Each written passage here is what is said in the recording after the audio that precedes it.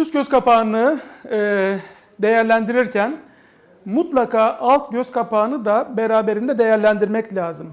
Evet, sadece üst göz kapağı izole problemi olarak karşımıza çıkan hastalarımız çoğunlukta olmasına rağmen özellikle ileriki yaşlarda alt göz kapaklarında torbalanmalar, deri gevşeklikleri, kırışıklıklar da mutlaka bir bütünsel olarak değerlendirilmesi gereken bir durumdur.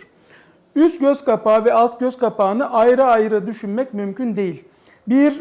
Sanki bir gözlük gibi, yani yuvarlak bir gözlük gibi üstü altı bir bütün olaraktan, bir ünite olaraktan değerlendirmek lazım. Plastik cerrahinin üniter yaklaşımı olduğu için bütünsel olarak değerlendirildiğinde göreceksiniz ki üst göz kapağıyla beraber alt göz kapağının da mutlaka düzeltilmesi gerekmektedir. Şimdi alt göz kapağında ne gibi problemler olmaktadır? Öncelikle orta yaşlardan itibaren, 40-45'li yaşlardan itibaren sabahları uyandığımız zaman alt göz kapaklarımız, üst göz kapaklarımız şişiyor, torbalanıyor. O bölgelerde renk değişiklikleri, çöküntüler meydana gelebiliyor. Ve bunlar sadece üst göz kapağının gerilmesiyle düzeltilebilecek şeyler değiller.